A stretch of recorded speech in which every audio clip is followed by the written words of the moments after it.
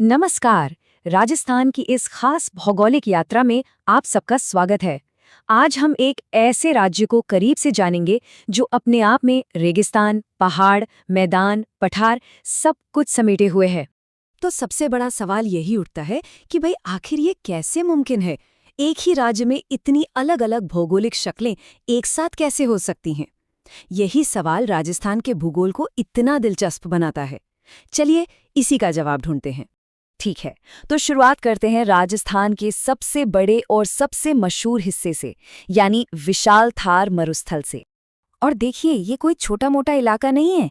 राजस्थान के कुल एरिया का लगभग 61% हिस्सा, मतलब आधे से भी कहीं ज्यादा, सिर्फ और सिर्फ थार मरुस्थल है। आप अंदाजा लगा सकते हैं कि ये कितना विशाल होगा। पर ये मरुस्थल सिर्फ रेत का समंदर नहीं है, इसके सीने में कई राज दफन हैं। माना जाता है कि करोड़ों साल पहले यहाँ ठेतिस नाम का एक विशाल समुद्र हुआ करता था। जी हाँ, ये उसी का बचा हुआ हिस्सा है। यहाँ आपको धोरे मिलेंगे, मतलब रेत के बड़े बड़े टीले जो हवा के साथ अपनी जगह बदलते रहते हैं। और तो और, इसी रेत के नीचे लाठी सीरीज जैसी मीठे पानी की एक पूरी नदी बहती है, जिसके ऊपर बहुत पौष्टिक सेवण घास उगती है। और हाँ, रेगिस्तान की बात हो और लू का जिक्र ना हो, ये तो हो ही नहीं सकता। ये सिर्फ गर्म हवा नहीं है, बल्कि भट्टी की तरह वो तपती हुई हवा है जो गर्मियों में यहाँ जीना मुश्किल कर देती है। अच्छा, इस सूखी जमीन की मिट्टी को वैज्ञानिक भाषा में कहते हैं एरिडोसॉल्स, और इसे याद रखना बड़ा आसान है। इसके नाम में ही एरिड शब्द छुपा है, जिसका मतलब ही होता है शुष्क। तो एरिड यानी सूखे जगह की मिट्टी, एरिडोसॉल्स। चलिए, अब रेत के इस समंदर से बाहर निकलते हैं और राजस्थान की रीढ़ की हड्डी, यानी उसकी सबसे पुरानी पहचान अरावली पर्वत श्रृंखला की तरफ बढ़ते हैं। अरावली को कोई मामूली पहाड़ समझने की गलती मत कीजिएगा। ये हमारे हिमालय से भी करोड़ों साल पुरानी है। सोचिए, ये तब बनी थी जब धरती बिल्कुल अलग दिखती थी। इसकी उम्र अमेरिका के एपलेशियन पहाड़ों के बराबर है। आज जो हम देखते हैं वो तो लाखों सालों की बारिश और हवा की मार झेलने के बाद बचा हुआ हिस्सा भर है। अरावली सिर्फ एक पहाड़ नहीं, बल्कि इतिहास का एक जीता जागता सबूत है। ये उस सुपर कॉन्टिनेंट गोंडवाना लैंड का हिस्सा है जिससे आज के कई महाद्वीप बने हैं। राजस्थान के लिए तो ये ग्रेट वाटर डिवाइड है, मतलब ये तय करती है कि कौन सी नदी का पानी बंगाल की खाड़ी में जाएगा और किसका अरब सागर में। इसकी कुल लंबाई है 692 किलोमीटर, जिसमें से करीब 80% यानी 550 किलोमीटर अकेले राजस्थान में है। और इसकी शान का अंदाजा इसकी सबसे ऊंची चोटी गुरु शिखर से लगता है। 1722 मीटर्स की ऊंचाई पर मौजूद ये चोटी मानो पूरे राजस्थान की छत हो। अरावली का एक और बड़ा कमाल है मावट। सर्दियों में जब भूमध्य सागर से नमी वाली हवाएं आती हैं, तो अरावली उन्हें रोक लेती है, जिससे बारिश होती है।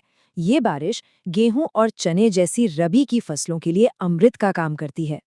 अब जाहिर है, यहाँ की मिट्टी रेगिस्तान से एकदम अलग होगी। इन पहाड़ी ढलानों पर जो मिट्टी मिलती है उसे कहते हैं इनसेप्टिसॉल्स।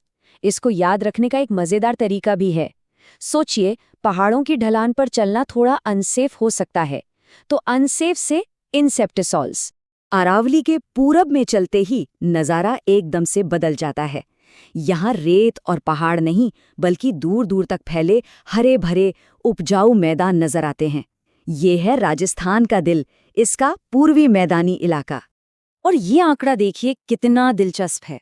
ये मैदानी इलाका है तो राज्य के कुल एरिया का सिर्फ 23%, लेकिन यहाँ राजस्थान की लगभग 40% आबादी बसती है। इससे ही इस जगह की अहमियत का अंदाजा लग जाता है। तो आखिर ऐसा क्यों है? वजह है नदियाँ। चंबल और उसकी सहायक नदियों ने हजारों सालों से अपने साथ जो उपजाऊ मिट्टी लाकर यहाँ बिछाई है, उसी ने इस इलाके को राजस्थान का अन्न का कटोरा बना दिया है। इस उपजाऊ मैदान की मिट्टी को कहते हैं आल्फीसोल्स। ये पोषक तत्वों से भरपूर होती है।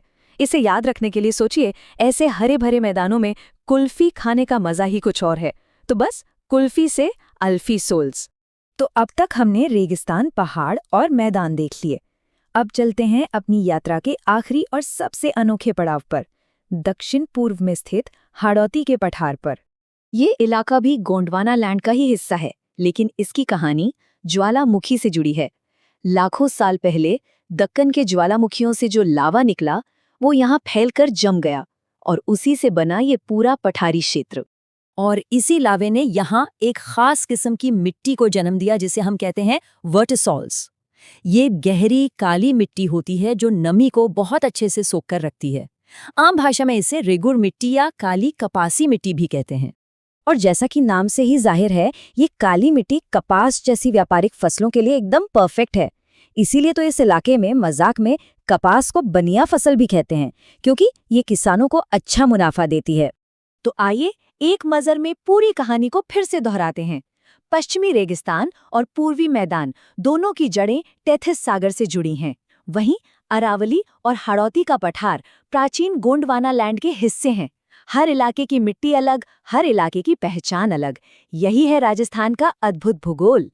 और अंत में एक सवाल, एक ऐसा सवाल जो हम सबको सोचना चाहिए। जैसे जैसे दुनिया भर में क्लाइमेट बदल रहा है, राजस्थान के इन 4 अनोखे हिस्सों में से किसके सामने सबसे बड़ी चुनौती आने वाली है? नाजुक रेगिस्तान के सामने, प्राचीन पहाड़ों के, या उपजाऊ मैदानों के? इस पर जरूर सोचिएगा। हमारे साथ जुड़ने के लिए बहुत बहुत धन्यवाद। नमस्कार। चलिए आज राजस्थान की उन जीवन रेखाओं को करीब से समझते हैं जो इस धरती को धड़कन देती हैं। यहाँ की नदियाँ, यहाँ की झीलें और यहाँ का शानदार वन्य जीवन। तो आखिर वो कौन सी चीज़ है जो इस रंगीले राजस्थान की असली जान है? क्या वो नदियाँ हैं जो सदियों से इस ज़मीन को सींच रही हैं? या फिर वो बड़े बड़े बांध और नहरें जो इंसानी जज्बे की कहानी कहती हैं? या फिर वो जंगल जहाँ कुदरत आज भी अपने सबसे खूबसूरत रूप में जिंदा है? आइए इस सफ़र में इन सब सवालों के जवाब खोजते हैं। देखिए, राजस्थान की पूरी तस्वीर समझने के लिए हम इन 5 पड़ावों से गुजरेंगे। सबसे पहले नदियों के बहाव को समझेंगे, फिर यहाँ की मीठी और खारी झीलों को जानेंगे। उसके बाद देखेंगे कि पानी को सहेजने के लिए कौन सी बड़ी परियोजनाएं काम कर रही हैं। और आखिर में हम गोता लगाएंगे राजस्थान के असली खजाने यानी इसके वन्यजीवों और टाइगर रिजर्व्स की दुनिया में। तो शुरुआत करते हैं राजस्थान के ड्रेनेज सिस्टम से, जो अपने आप में बड़ा अनोखा है। देखिए, कमाल की बात यह है कि यहाँ की नदियाँ 3 अलग-अलग मंजिलों की तरफ जाती हैं। कुछ बंगाल की खाड़ी में जा मिलती हैं, कुछ अरब सागर में, और कुछ ऐसी भी हैं जो किसी समुद्र तक पहुंच ही नहीं पाती। उन्हें कहते हैं आंतरिक अपवाह वाली नदियां, जो रेगिस्तान में ही कहीं खो जाती हैं। अब जो लोग परीक्षाओं की तैयारी कर रहे हैं, उनके लिए एक मज़ेदार चीज़, बंगाल की खाड़ी में गिरने वाली सारी नदियों को याद रखना थोड़ा मुश्किल हो सकता है ना? तो ये रही एक छोटी सी ट्रिक। चंपाकली ब्रांड बना बाण सखा कोठारी को। इस एक लाइन में कई नदियों के नाम छिपे हैं। अच्छा, अब उन नदियों की बात करते हैं जो अरब सागर की ओर जाती हैं। उनके लिए भी एक बड़ी दिलचस्प ट्रिक है, मालू सो जा, नहीं तो सांप खा जाएगा। इन मजेदार लाइनों से नदियों के नाम याद रखना कितना आसान हो जाता है ना? और आखिर में वो रहस्यमयी नदियां जो कहीं नहीं जाती, यानी आंतरिक अपवाह वाली। इनको याद रखने का मंत्र है, घर में काका रूपी सास। सुनने में थोड़ा अजीब है, पर यकीन मानिए बड़े काम का है। राजस्थान की नदियों की एक और बहुत खास बात है, त्रिवेणी संगम। ये वो पवित्र जगह है जहां 3 नदियां एक दूसरे से मिलती हैं। ये सिर्फ भूगोल नहीं है, ये आस्था और संस्कृति का भी मिलन है। यहां देखिए राजस्थान के कुछ प्रमुख त्रिवेणी संगम। इनमें बेणेश्वर धाम सबसे खास है, जहां सोम, माही और जाखम नदियां मिलती हैं। इसे आदिवासियों का कुंभ भी कहा जाता है। ये जगह सिर्फ तीर्थ स्थल नहीं, बल्कि राजस्थान की सांस्कृतिक विरासत की जीती जागती मिसालें हैं। तो ये तो थी बहती हुई नदियों की कहानी, पर जब यही पानी एक जगह ठहर जाए तो बन जाती हैं झीलें। अब हम राजस्थान की झीलों की दुनिया में चलते हैं। यहाँ आपको खारे पानी के विशाल मैदान भी मिलेंगे और इंसानों की बनाई हुई मीठे पानी की खूबसूरत झीलें भी। इन दोनों तरह की झीलों में जमीन आसमान का फर्क है। मीठे पानी की झीलें जैसे जयसमंद या पिछोला ज्यादातर अरावली के हरे भरे इलाके में हैं। इनसे पीने का पानी मिलता है, सिंचाई होती है। वहीं दूसरी तरफ खारे पानी की झीलें जैसे सांभर पश्चिमी रेगिस्तान में हैं और ये नमक बनाने के बहुत बड़े स्रोत हैं। चलिए जरा सांभर झील को थोड़ा करीब से जानते हैं।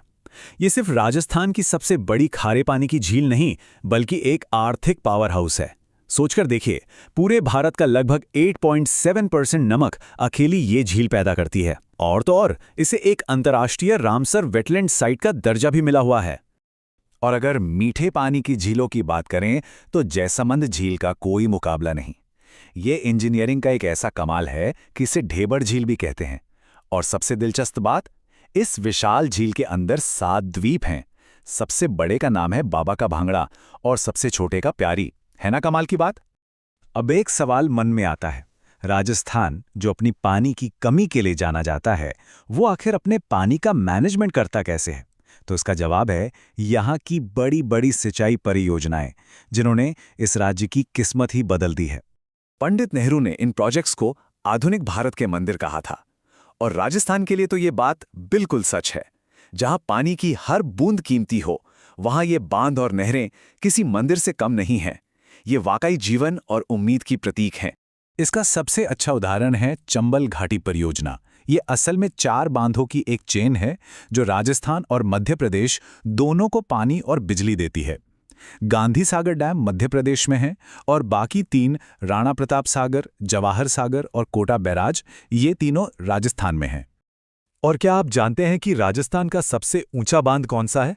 ये खिताब जाता है प्रतापगढ़ के जाखम बांध को, जिसकी ऊंचाई 81 मीटर है। ये सिर्फ एक ऊंची इमारत नहीं, बल्कि अपने इलाके के लिए एक बहुत बड़ी जीवन रेखा है।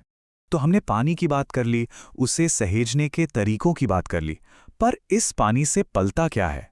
इससे पलता है जीवन, तरह तरह का वन्य जीवन। चलिए अब उस दुनिया में चलते हैं जिसे इस पानी से ही जिंदगी मिलती है। राजस्थान के हर अभयारण्य की अपनी एक अलग पहचान है, अपना एक स्टार है। जैसे सीता माता अभयारण्य अपनी उड़न गिलहरी यानी फ्लाइंग स्क्विरल के लिए मशहूर है, तो माउंट आबू जंगली मुर्गों के लिए, और राष्ट्रीय मरुद्यान में मिलता है ग्रेट इंडियन बस्टर्ड।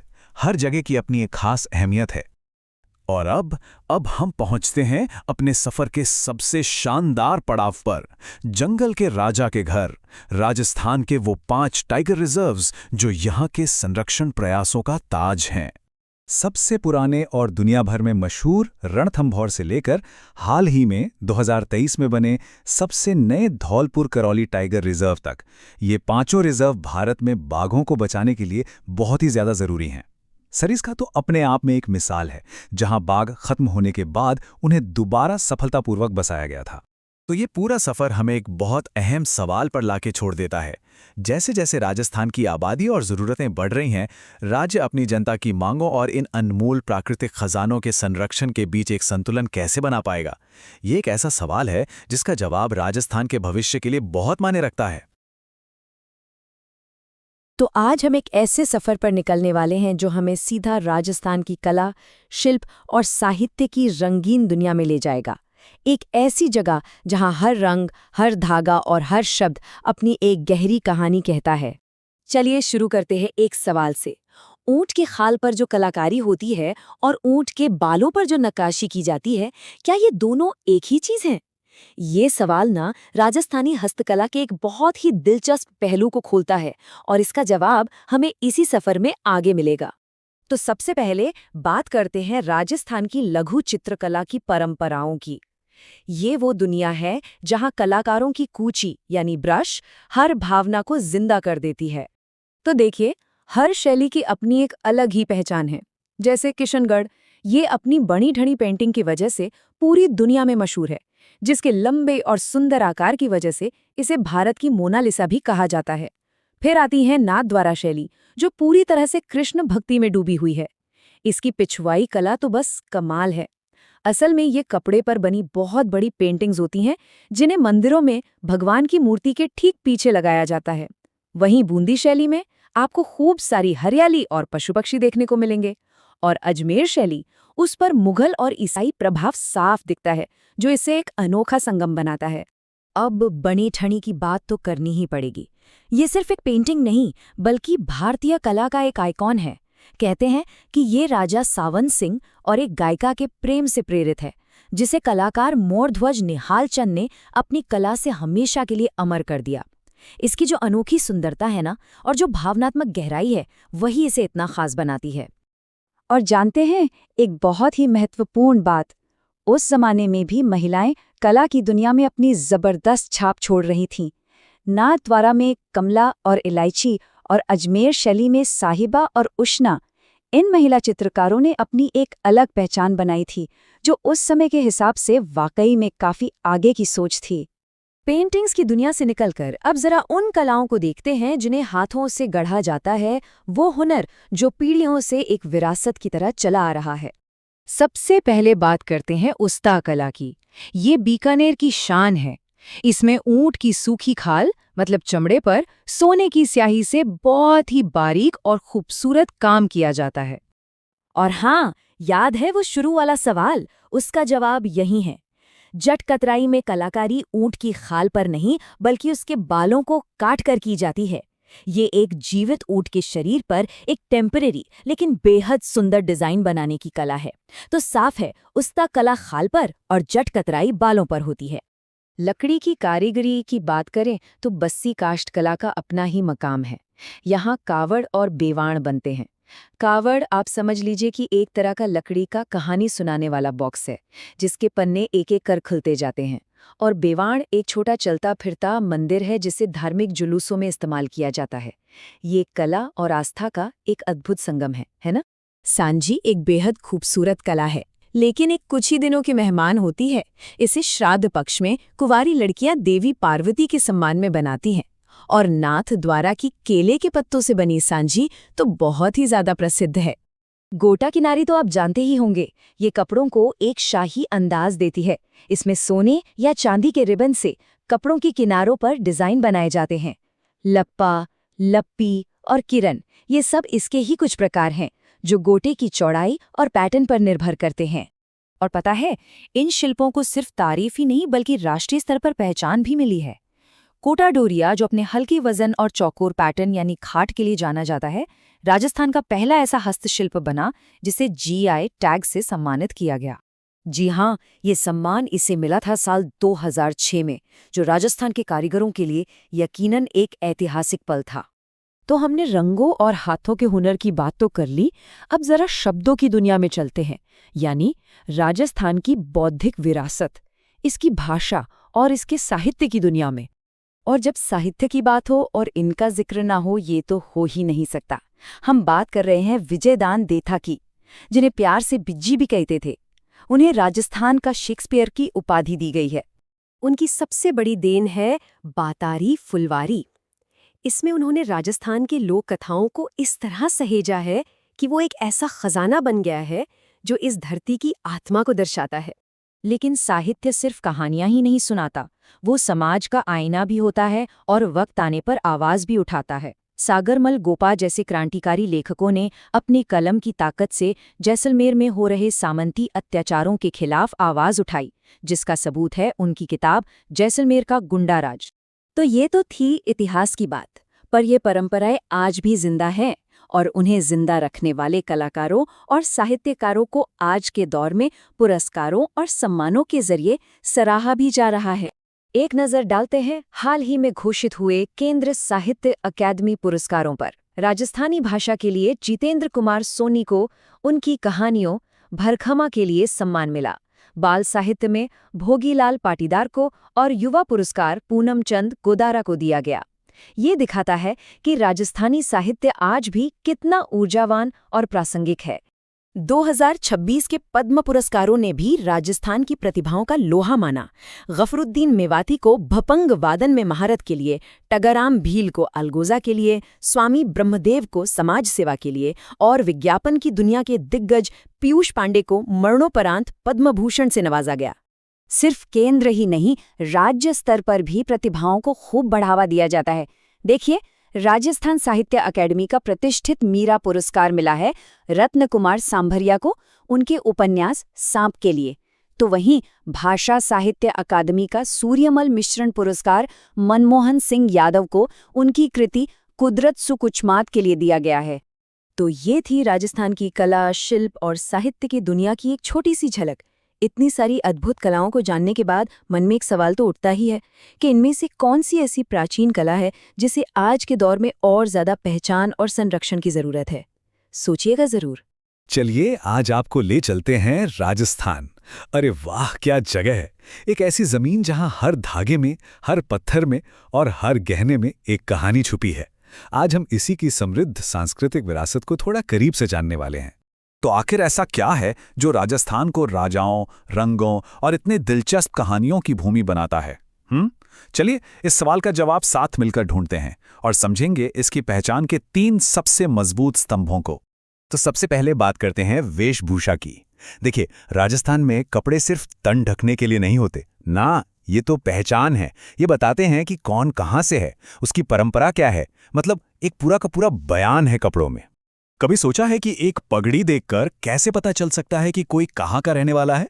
बड़ा दिलचस्प है ये। यहाँ पगड़ी सिर्फ सिर पर बांधने वाला कपड़ा नहीं, बल्कि समझिए एक तरह का रीजनल आईडी कार्ड है। हर रियासत, हर इलाके का अपना अलग स्टाइल, अपनी अलग पहचान। यहाँ देखिए कैसे अलग अलग पगड़ियाँ अलग अलग इलाकों की निशानी हैं। जैसे देवगढ़ की है जसवंत शाही, तो भैंसरोड़गढ़ की मान शाही, बनेड़ा में हमीर शाही और सलुम्बर में चुंडावत शाही। हर पगड़ी की अपनी एक अलग शान है, अपनी पहचान है। अच्छा, पगड़ी तो हो गई, पर एक मामूली पगड़ी शाही ताज कैसे बन जाती है? असली चमक तो आती है उन चीजों से जो इसे सजाती हैं। तो चलिए देखते हैं वो कौन कौन से गहने हैं जो एक पगड़ी को मतलब एक 8 पीस बना देते हैं। ये नाम देखिए, तुर्रा, कलंगी, दुगदुगी, रतन पेच। ये वो गहने हैं जो पगड़ी में सचमुच 4 चांद लगा देते हैं। कोई खास मौका हो, कोई त्योहार हो, तो इन्हें पगड़ी पर सजाया जाता है और बस उसकी शोभा देखने लायक होती है। इससे पता चलता है कि यहाँ हर छोटी से छोटी डिटेल का कितना ध्यान रखा जाता है। अब जरा राजस्थान की मशहूर टाई डाई कला पर आते हैं। लहरिया नाम से ही साफ है ना? पानी की लहरों जैसी तिरछी धारियां। पर जब यही लहरिया वाली धारियां एक दूसरे को काटती हैं तो एक बिल्कुल नया चेक्ड पैटर्न बनता है और उसी खूबसूरत डिजाइन को कहते हैं मोठड़ा। कितना सिंपल और कितना सुंदर। चलिए अब थोड़ा साड़ियों की दुनिया में घूम कर आते हैं। कोटा की वो एकदम हल्की फुल्की कोटा डोरिया, जिसे मसूरिया साड़ी भी कहते हैं, वो तो जानते ही होंगे। फिर है जोबनेर की फूल की साड़ी, सवाई माधोपुर की सूट की साड़ी। मतलब हर साड़ी की अपनी एक अलग कहानी है, अपनी एक अलग पहचान। कपड़ों की बात तो हो गई, अब बारी है राजस्थान के दूसरे खजाने की, आभूषण। और यकीन मानिए, ये सिर्फ सोने चांदी के टुकड़े नहीं है, नहीं, ये परंपरा हैं, ये कला हैं। तो फिर कौन से खजाने हैं जो राजस्थान के लोग पहनते हैं? चलिए एक फटाफट नजर डालते हैं कुछ बहुत ही अनोखे और पारंपरिक गहनों पर जो वहां की संस्कृति का एक जरूरी हिस्सा है। पहला नाम है सुरलिया। ये कान में पहना जाने वाला एक बहुत ही पारंपरिक और खूबसूरत गहना है। इसकी कारीगरी कमाल की होती है, सच में बेहतरीन शिल्प का नमूना। और ये देखिए मुर्कियां, ये भी एक तरह की बाली ही है, पर दिलचस्प बात यह है कि इसे पारंपरिक तौर पर पुरुष पहनते हैं। इससे पता चलता है कि राजस्थान में श्रृंगार सिर्फ महिलाओं के लिए नहीं है। अब गले के गहनों की बात करें तो नाम आते हैं पोत और हाकर। ये दोनों ही पारंपरिक हार हैं जो गले की शोभा बढ़ाते हैं। अक्सर ये गहनों के किसी बड़े सेट का हिस्सा होते हैं। और अब ये देखिए फुलरी। ये अंगूठी तो है पर उंगली में पहनने वाली नहीं, बल्कि पैर की उंगली में। है ना अनोखा? ये दिखाता है कि यहाँ सिर से लेकर पांव तक श्रृंगार की एक पूरी परंपरा है। तो हमने पहनावा देख लिया, गहने देख लिए, अब चलते हैं आखिरी और सबसे शानदार पड़ाव पर, स्थापत्य कला यानी आर्किटेक्चर। और यहाँ की इमारतें सिर्फ पत्थर और चूने से नहीं बनी, अरे उनमें तो सदियों की कहानियां छिपी हैं। तो पत्थरों में तराशी वो कहानियां क्या हैं? चलिए पता लगाते हैं राजस्थान की मशहूर हवेलियों में। ये सिर्फ घर नहीं थे, ये तो उस दौर के बड़े बड़े व्यापारियों और मंत्रियों की शान और शौकत का जीता जागता सबूत थे। 1000, 100, 1100, क्या लगता है ये क्या है? ये है चूरू की सुराणा हवेली में दरवाज़ों और खिड़कियों की गिनती। जी हाँ, इसी वजह से इसे सुराणाओं का हवा महल भी कहते हैं। जरा सोचिए, 1100 दरवाजे और खिड़कियां। और जब हवेलियों की बात हो तो जैसलमेर का जिक्र तो आएगा ही। यहाँ की 3 हवेलियां तो जैसे लेजेंड्स हैं। पहली पटवों की हवेली, जो असल में 5 हवेलियों का एक पूरा क्लस्टर है। दूसरी नथमल की हवेली, जिसे 2 भाइयों लालू और हाथी ने बनाया था और दोनों हिस्से एकदम अलग हैं। और तीसरी सालिम सिंह की हवेली, जिसका आकार एक जहाज जैसा है। सालिम सिंह की हवेली की बात तो और भी निराली है। जैसे जैसे आप ऊपर चढ़ते जाते हैं, ये और भी कमाल की होती जाती है। इसकी छठी मंजिल को कहते हैं जहाज महल, 8वीं को रंग महल और सबसे ऊपर 9वीं मंजिल है शीश महल। मतलब हर मंजिल पर एक नई दुनिया, एक नया अजूबा। हवेलियों से थोड़ा आगे बढ़ें तो धौलपुर में एक और शानदार चीज है, निहाल टावर। 8 मंजिल ऊंचा ये टावर राजस्थान का सबसे ऊंचा घंटाघर है और ये राजा निहाल सिंह की दूर की सोच का एक बेहतरीन नमूना है। तो देखा कैसे पहनावा, गहने और आर्किटेक्चर, ये तीनों अलग अलग चीजें नहीं हैं, बल्कि ये तो राजस्थानी पहचान के उस खूबसूरत ताने बाने के धागे हैं जो एक दूसरे में गुथे हुए हैं। इन्हीं से मिलकर राजस्थान की एक पूरी तस्वीर बनती है। तो आखिर में बस एक सवाल मन में आता है, आज के इस फास्ट फैशन और मॉडर्न बिल्डिंग्स की दुनिया में ये सदियों पुरानी परंपराएं कैसे जिंदा हैं? ये आज भी राजस्थान की रूह को, उसकी पहचान को कैसे संवार रही हैं? सोचिए, जब भी कोई राजस्थान का नाम लेता है ना, तो दिमाग में क्या आता है? वही तपता हुआ रेगिस्तान, बड़े बड़े किले, ऊंट, है ना? लेकिन क्या हो अगर मैं कहूं कि इस सूखी सी दिखने वाली धरती के सीने में जिंदगी की कई नदियां बहती हैं? तो चलिए आज इसी राज से पर्दा उठाते हैं। भाई, आखिर ऐसी कौन सी ताकत है जो उस रेगिस्तान में जान फूंके हुए है? और जवाब है नदियां। जी हां, ये सिर्फ पानी की धाराएं नहीं है, ये तो राजस्थान की नसें हैं। वो नसें जो इस पूरे प्रदेश में जिंदगी दौड़ाती हैं। और देखिए, जब राजस्थान की नदियों का जिक्र होता है ना, तो सबसे पहला नाम जो जबान पर आता है वो है चंबल। ये सिर्फ एक नदी नहीं, समझिए इतिहास और कुदरत का एक जीता जागता संगम है। तो क्या है इसकी कहानी? तो देखिए, चंबल की कहानी शुरू होती है मध्य प्रदेश की जानापाव पहाड़ियों से। और इसकी सबसे खास बात पता है क्या है? ये उन गिनी चुनी नदियों में से एक है जो राजस्थान में साल भर बहती है, मतलब 12 और हाँ, इसके बीहड़। एक जमाना था जब यहाँ डाकुओं का राज था और आज यहाँ घड़ियालों और खूबसूरत पक्षियों का बसेरा है। ये नदी असल में मध्य प्रदेश, राजस्थान और उत्तर प्रदेश 3 राज्यों की लाइफलाइन है। अच्छा, एक और नदी है जिसका नाम बड़ा काव्यात्मक है, वन की आशा, मतलब जंगल की उम्मीद।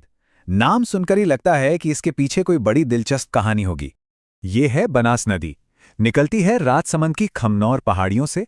पर इसकी सबसे अनोखी बात यह है कि इसका पूरा का पूरा सफर शुरू से आखिरी तक सिर्फ राजस्थान की धरती पर ही होता है। सोचिए, यही वजह है कि राज्य के कई सूखे इलाकों के लिए ये एक उम्मीद की किरण जैसी है और शायद इसीलिए इसका नाम पड़ा वन की आशा। मैंने एक बड़ी अजीब नदी के बारे में सुना है, जो आधी तो मीठी है और आधी खारी है ना। पहली जैसी बात, भाई ऐसी कौन सी नदी हो सकती है जो चलते चलते अपना स्वाद ही बदल ले? तो इस पहेली का जवाब है लूनी नदी। कहानी यह है कि ये अजमेर के पास नाग पहाड़ से निकलती है, तब इसका पानी एकदम मीठा होता है।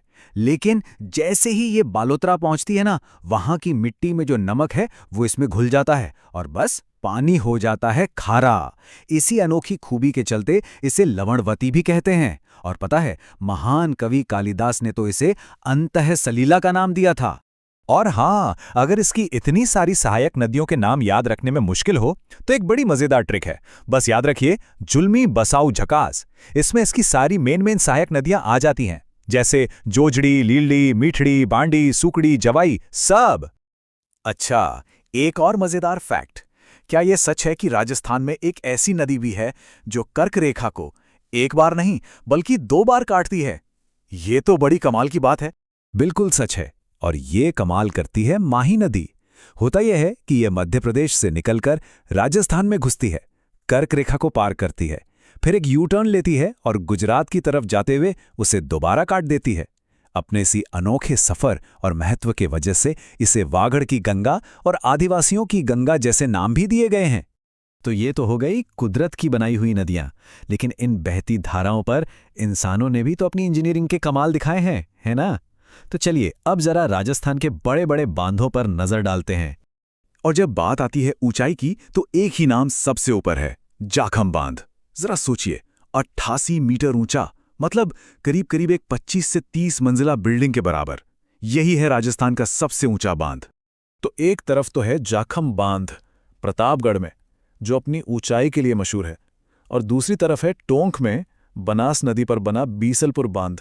ये सिर्फ एक डैम नहीं है, ये तो जयपुर और अजमेर जैसे बड़े शहरों की जिंदगी की डोर है, उनकी लाइफलाइन जो लाखों लोगों की प्यास बुझाती है।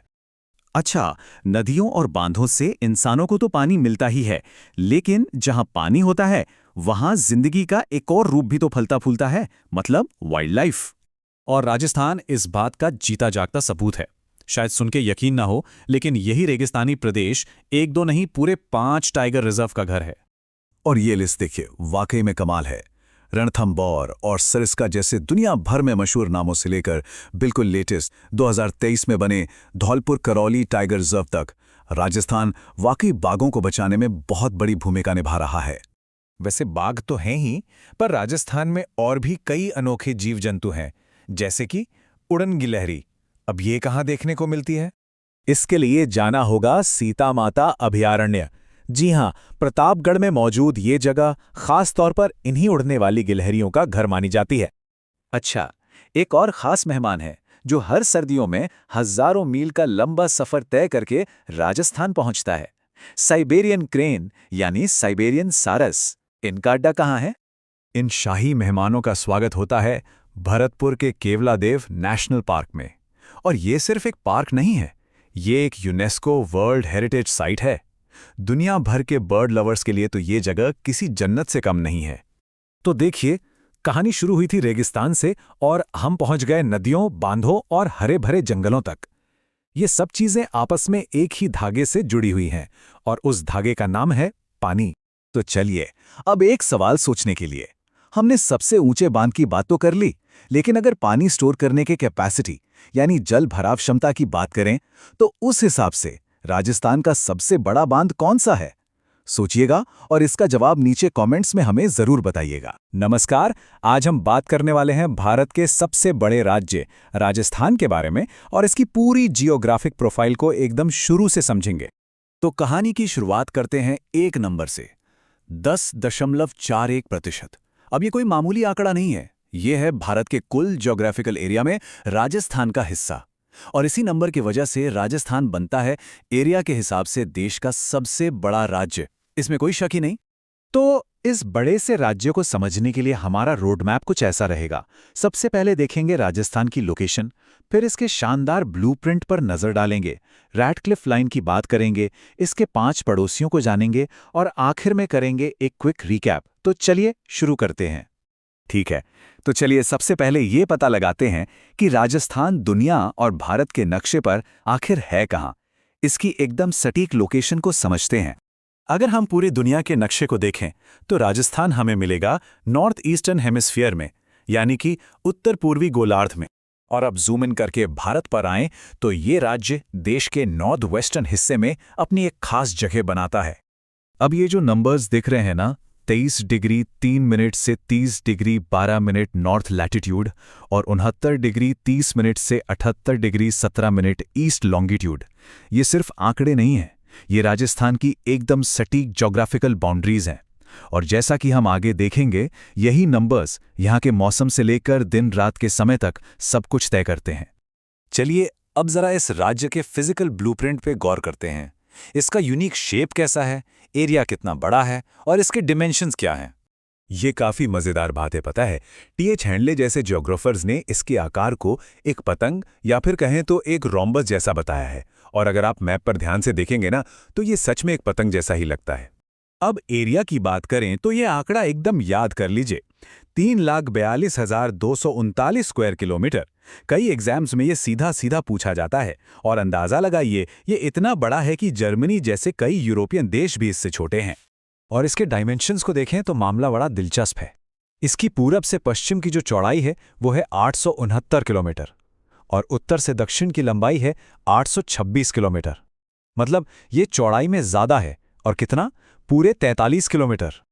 अब आते हैं राजस्थान की ज्योग्राफी के एक बहुत ही जरूरी और ऐतिहासिक हिस्से पर, इसकी इंटरनेशनल बॉर्डर जो इसे पाकिस्तान से जोड़ती है। तो राजस्थान पाकिस्तान के साथ पूरे 1070 किलोमीटर लंबी बाउंड्री शेयर करता है और इस लाइन का एक खास नाम है, द रेडक्लिफ लाइन। इस लाइन का नाम सर सिरिल रैडक्लिफ के नाम पर पड़ा और इसे ऑफिशियली पब्लिश किया गया था 17 अगस्त 1947 को, यानी देश के बंटवारे के ठीक बाद। अब ये बॉर्डर शुरू कहाँ से होती है और ख़त्म कहाँ पर, तो देखिए, ये उत्तर में श्री गंगानगर के हिंदूमल कोट से शुरू होकर दक्षिण में बाड़मेर के शाहगढ़ तक जाती है और इस पूरे रास्ते में ये 4 जिलों से होकर गुजरती है। इसी क्रम में श्री गंगानगर, फिर बीकानेर, जैसलमेर और आखिर में बाड़मेर। इंटरनेशनल बॉर्डर तो हो गई, पर इसके अलावा राजस्थान की सीमाएं भारत के 5 और राज्यों से भी मिलती हैं।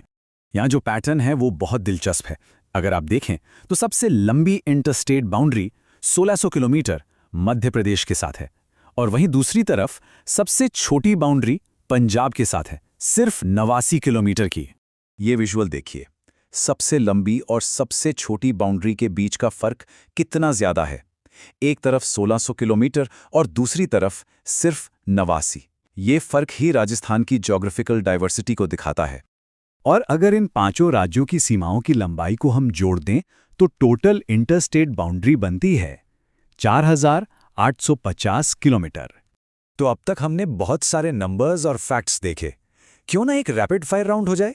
चलिए देखते हैं कितना याद रहा। पहला सवाल, राजस्थान की टोटल लैंड बाउंड्री कितनी है, मतलब इंटरनेशनल और इंटरस्टेट दोनों को मिलाकर?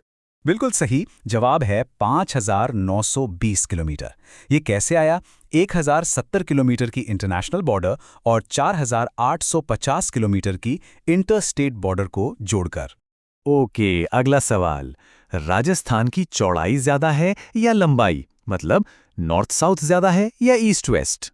हाँ, इसका ईस्ट वेस्ट वाला हिस्सा लंबा है, 869 किलोमीटर। इस बात को जरूर याद रखिएगा।